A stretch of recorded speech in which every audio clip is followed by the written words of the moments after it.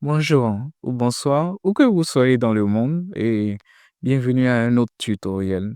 Alors, aujourd'hui, on va explorer Thermostat, qui est une plateforme vous permettant d'extraire des termes de votre texte ou de votre corpus. Et pour définir un corpus, c'est tout simplement une collection de textes électroniques euh, qui sont exploitables, donc qu'on peut explorer sur un ordinateur et qui relèvent d'une source autoritaire. Là, c'est très important. Donc, elles doivent être en fait très pertinentes, justes et bon, adéquates pour justement le travail qui va être fait. Et Thermostat, justement, la manière dont fonctionne Thermostat, c'est qu'elle vous permet de, de prendre vos textes, de le comparer à un autre texte beaucoup plus large et de justement en extraire les termes qui sortent de l'ordinaire. En tout cas, les mots qui sortent de l'ordinaire, puisque les termes, ce sont des mots appartenant à un domaine spécifique, à un domaine soit spécialisé ou beaucoup plus.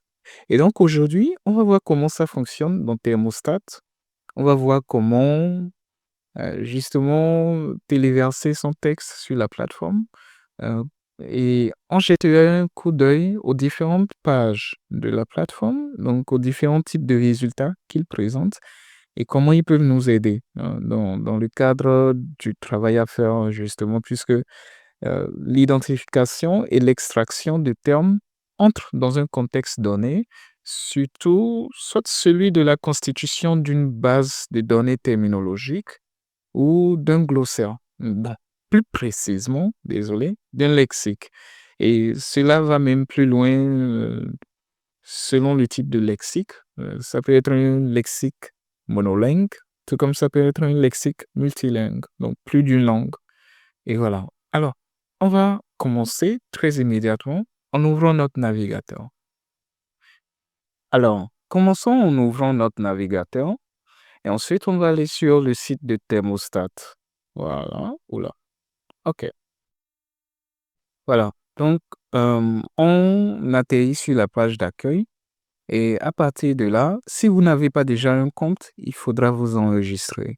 Et le processus d'enregistrement, il est plutôt simple, hein. Donc, vous descendez ici, vous cliquez sur inscription et vous devez remplir vos informations. Après cela, dès que vous cliquez sur inscription, vous recevrez un courriel donc dans votre boîte électronique où vous confirmez justement votre inscription. Et vous revenez donc sur la page d'accueil de Thermostat où vous allez pouvoir ouvrir votre section. Alors, je fais comme ça. Et donc ici, on a une autre page qui nous présente un peu la plateforme. On a la possibilité de charger notre fichier, donc de le téléverser. On a la possibilité de choisir la langue dans laquelle se trouve notre fichier. Et il faut dire que justement, comme vous pouvez le voir, on est limité à 5 langues. Donc, éventuellement, si vous avez peut-être du texte en japonais ou en fongbe, ce ne sera pas possible de le faire analyser dans Thermostat, ou en tout cas d'en extraire les termes. Et donc, l'étape suivante, c'est de sélectionner la nature des termes que l'on veut. Est-ce que ce sont des termes simples, des termes complexes, etc. Il y a un paramètre additionnel pour définir la catégorie grammaticale, donc du terme que vous recherchez ou de l'ensemble des termes que vous recherchez. Alors, on va le garder par défaut. Il est souvent par défaut de mon côté. Et donc, on va parcourir, aller sélectionner le fichier qu'on va entrer sur Thermostat. Voilà, comme ça. Alors, je vais tout de suite sauter là-bas. On va justement jeter un coup d'œil à un texte ou à un corpus relatif à la ZLECAf. Et si vous vous souvenez tout à l'heure, j'expliquais qu'un corpus, c'est une collection de textes électroniques. Donc, c'est plusieurs textes. Vous pouvez avoir des textes PDF, vous pouvez avoir des textes en format Word, et ainsi de suite. Tant que c'est des textes dont vous pouvez extraire le contenu Et ça va. On peut les exploiter, justement, et les mettre dans Thermostat. Alors, attention, oui, je ne l'ai pas mentionné plus tôt, Thermostat ne prend que du format de texte brut. C'est-à-dire que vous ne pouvez pas y mettre des textes entièrement déjà PDF, au format PDF. Vous ne pouvez pas y mettre des textes au format Word non plus. Ça ne va pas passer. Thermostat ne va pas vous donner le résultat auquel vous vous attendez. Par contre, il va falloir, en fait, euh, bon, le processus que j'utilise souvent, c'est que je vais créer un nouveau dossier. Je vais copier le texte du document. D'accord? Donc, si c'est d'un document PDF et je peux sélectionner l'entièreté du texte de ce document PDF, je procède comme ça. Je copie et je viens coller dans le document texte que j'ai créé. Le processus est assez simple. Pour créer un document texte, vous faites un clic droit dans n'importe quel système Windows, c'est disponible. Même sur d'autres systèmes, Linux et les distributions de Linux, ça va. D'accord? Donc, lorsqu'on est dans Windows, il suffit tout simplement de faire un clic droit, comme ça. Vous venez sur Nouveau et vous avez Dossier, Raccourci et ainsi de suite. Donc, on va venir au niveau du document texte. On clique dessus. On le nomme, bien sûr. Moi, je l'ai déjà fait. Voilà, ça, c'est mon document texte. Et justement, ce document a l'ensemble du contenu. Alors, je vais le supprimer. Donc, ce document texte a l'ensemble du contenu de ces PDF. Parce que j'ai tout simplement extrait le texte des PDF pour les coller dans le document texte. Alors, donc, comme lui, il est déjà prêt, d'accord? C'est tout simplement de lui dont on a besoin. Ce que je vais faire, c'est copier le chemin d'accès. Euh, et ici, sur Thermostat, voilà, je clique sur Parcourir et je vais le coller ici. Voilà. Et justement, je peux naviguer directement dans le dossier plutôt que d'y aller manuellement et ainsi de suite. Donc, je prends, voilà, comme ça, et on y va. Et je sélectionne notre document ZLECAf. Alors, voilà, c'est pratiquement tout. On clique sur lancer l'analyse une fois que c'est bon, une fois qu'on a sélectionné tous nos paramètres. Alors, lancer l'analyse, ça ne prend que quelques instants et vous allez voir que Thermostat pourra nous extraire la terminologie de notre texte, donc les termes simples, tout comme complexes. OK, la page s'est chargée tout à l'heure et si vous remarquez l'heure, ne vous en faites pas, ça ne prend que quelques secondes. Ça prend à peine une trentaine de secondes pour le chargement. J'ai dû interrompre l'enregistrement pour des raisons personnelles. Alors, la première page qui s'ouvre justement, c'est la page des résultats où on a, je vais défiler un peu plus bas, la liste de nos termes, comme ça. Alors, je vais même agrandir. Voilà. Donc, on a la liste de nos termes. Voilà. OK. Voilà. On a la liste hein, des termes candidats, bien sûr. Donc, des termes simples, les monothermes, tout comme on a des termes plus complexes. On a à côté, donc, la fréquence d'apparition de ces termes-là dans notre corpus. Et la fréquence, elle est importante parce qu'elle nous permet de voir la pertinence de ce mot-là, désolé, de ce terme dans notre texte. Et quelque part, cela dépend justement du terme parce que quand on est en train de nettoyer souvent un corpus, il y a de ces mots qui sont des mots bruits, pour le dire comme ça, et qui ne vont pas servir à l'analyse. Mais il y en a d'autres qui sont très pertinents et qui ont surtout une fréquence très élevée, comme droit, par exemple, qui compte 964 mots. Et où vous allez voir que, justement, l'ensemble de mon corpus doit beaucoup mentionner le droit. Mais quel type de droit? On va y jeter un coup d'œil tout à l'heure. Donc, en plus de cela, vous avez le score de spécificité. qui, je pense, doit se baser sur un test, je pense que c'est SHI, ça s'appelle. J'espère que j'ai bien prononcé cela et qui aussi va contribuer à la pertinence de notre texte. Et finalement, vous avez les variantes orthographiques, donc qui justement vous montrent en quelque sorte la manière dont le même terme s'est écrit de manière différente, que ce soit euh, sous la forme singulier ou singulière plutôt, tout comme sous la forme plurielle, et ainsi de suite. Voilà. Donc, alors, lorsqu'on a nos termes comme ceci, d'accord, on peut cliquer sur les termes pour les explorer en contexte, essayer de déterminer si justement ils sont adéquats. Donc, si on clique sur droit, on pourra explorer plusieurs d'entre eux. Voilà, droit.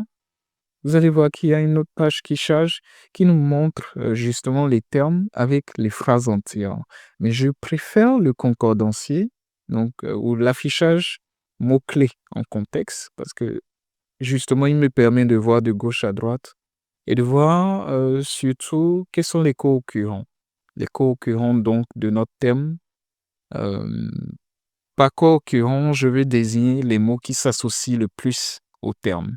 Et là, vous allez voir que impact, défense, donc sont des noms qui s'associent avec droit.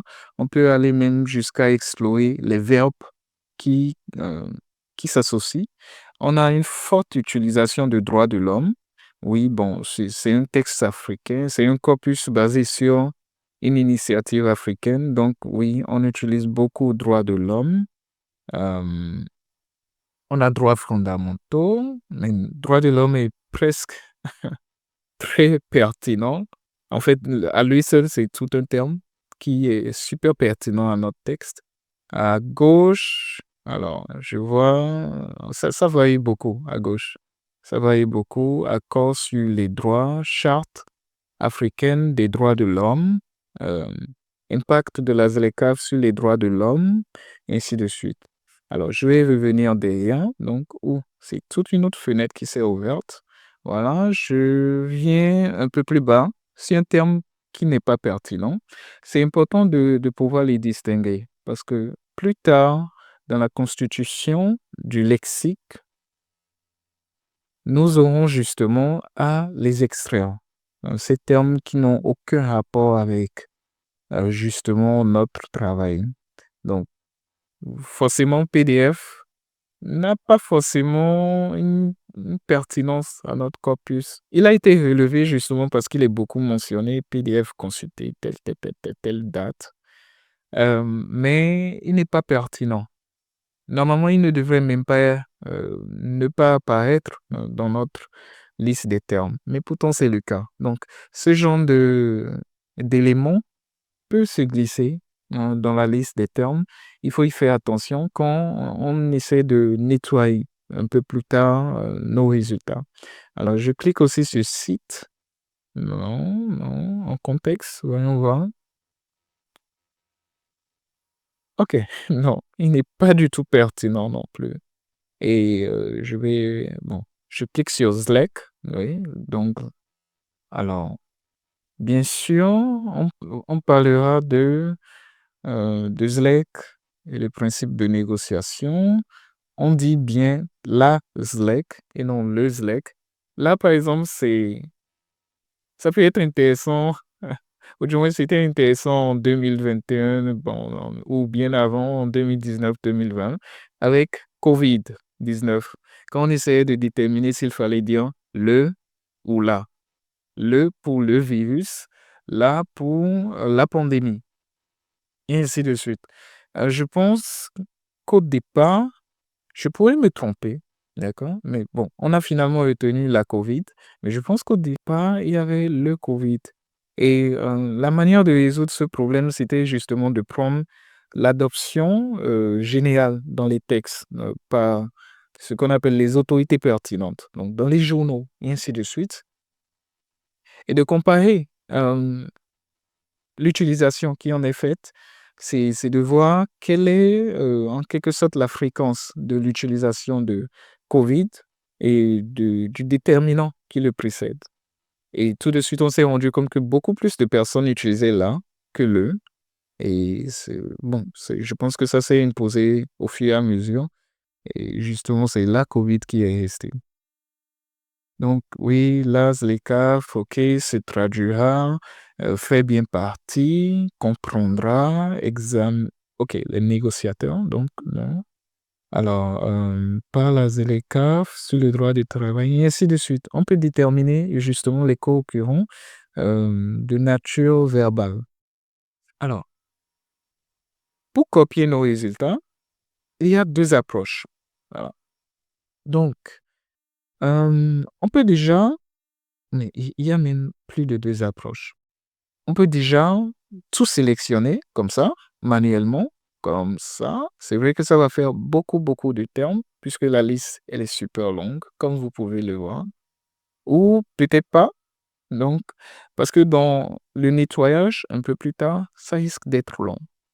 Alors, on peut tous les copier si on le souhaite, tout comme on peut en copier un certain nombre, peut-être les premiers, les 500 premiers termes, et on passe au nettoyage, qui est très important.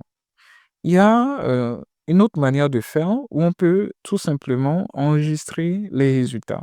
Mais même là, les résultats justement de la page ok, de résultats, cette page, ont tous ces éléments inclus. Donc, on a la liste des termes candidats, la fréquence, le score, les variantes et même la matrice, donc la nature grammaticale des termes. Donc, dès qu'on copie ou dès qu'on clique sur le bouton pour enregistrer, comme ça, voilà, vous allez voir que c'est justement avec ces données que se présente notre résultat, donc le document texte. Et ça, c'est plutôt un peu trop long, ou c'est le même processus en quelque sorte que si vous copiez directement le texte. Donc, moi, ce que je fais, l'approche que j'adopte, c'est de copier un certain nombre de ces termes. C'est vrai que je dois en omettre plus tard. Je les copie entièrement et je vais les coller dans un fichier Excel qui va aussi me permettre de nettoyer un peu plus tard, de trier et de nettoyer. Alors, je vais vous montrer justement les autres parties de thermostat. Alors, je clique sur nuage. Voilà.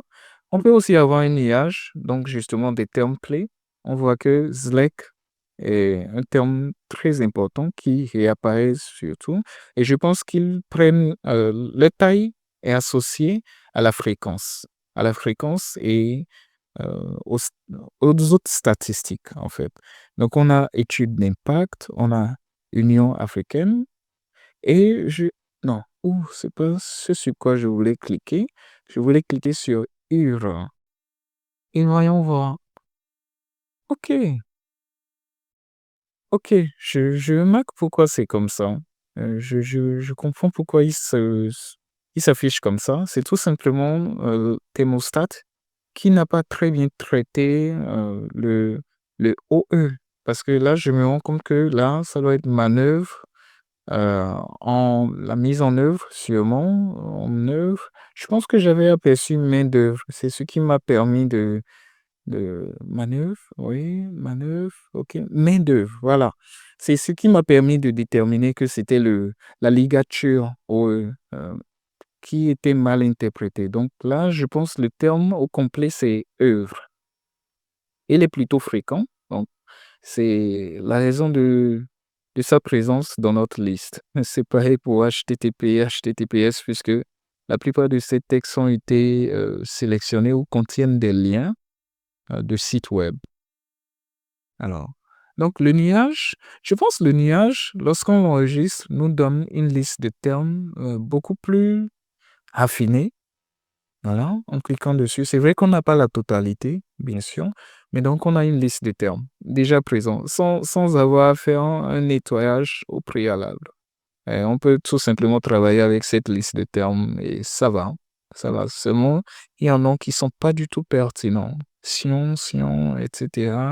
Même notre œuvre là, qu'on doit nettoyer.